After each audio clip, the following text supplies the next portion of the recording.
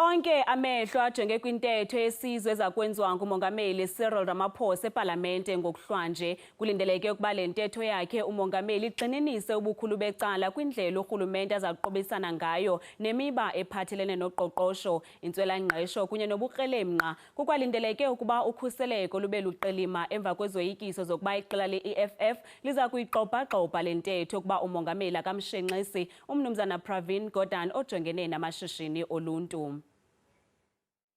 Sesibala iyure ufika umzuzu ekudala ulindelwe xa kuvulwa ngokusesikweni ipalamente ngentsimbi yesixhenxe ngalentwa.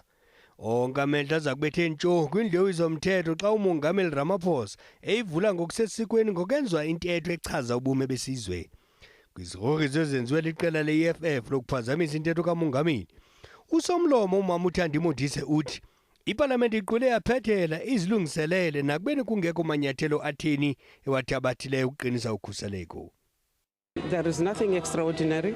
We are expecting that within our precinct we will have police as usual when we have major stuff, because remember, all three arms of state are under one roof.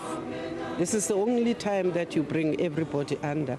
Ukanti umphathiswa zamapolisa umnumzana Bheki icela uthi amapolisa njengabagcini mthetho kweli akhona epalamente elindele unongekehli.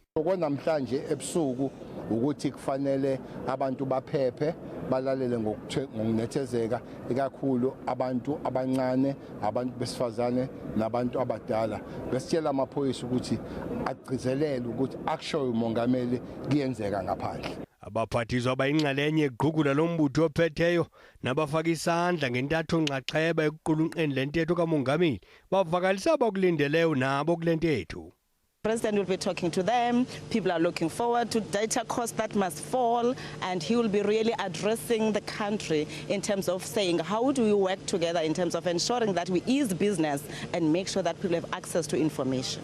Ukanti umbhexesho enhloko we-ANC epalamente uthi iqela elilawulayo lilindele elikhulu kwintetho kamongameli njengeqhinga lokuqubisana nentswela-ngqesho. How is the president going to deal with the high issue of unemployment that is raised, that is on a crisis stage? And we are confident that for the mere fact that the National Youth Service is still in place, the issue of experience to young people when they are getting job has been scrapped. Kanti ke namanye amaqela njengaphikisayo asityanda igila ngakulindeleke kwintetho kamongameli. The president needs to deal with some major crises that are confronting him, and kicking the can down the road, as we've seen in the last two soners, isn't going to resolve the problem. We will disrupt the SONA because we are demanding that Cyril Ramaphosa fires Pravin Gordhan. We have to know once and for all whether or not they intend to introduce a private equity partner when it comes to ESCOM. President Ramaphosa is hamstrung, not because by what needs to be done and we don't have resources, but hamstrung by his own political party. And that's a big challenge for us. The core business is the land question. The item of conflict was the land.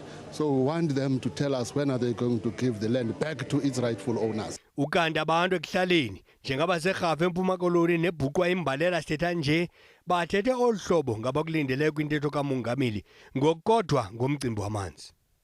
Sifuna amanzi kanti basibamdaka ngoku bunosiva siyanuka. Abantwana bethu abayi nasesikolweni ngenxa yamanzi. Load shedding with water, load shedding with power. So we're suffering really. We can't go to school because they are dirty. We can't washing. Lonke uluntu lwethu namhlanje ababuya enkomeni, ababuya esikolweni, nabo babuthayo emini. Kanjikalanga baza kubaza amehlo komabona kude, bamamele nomathotholo beve umongameli uza kuthini.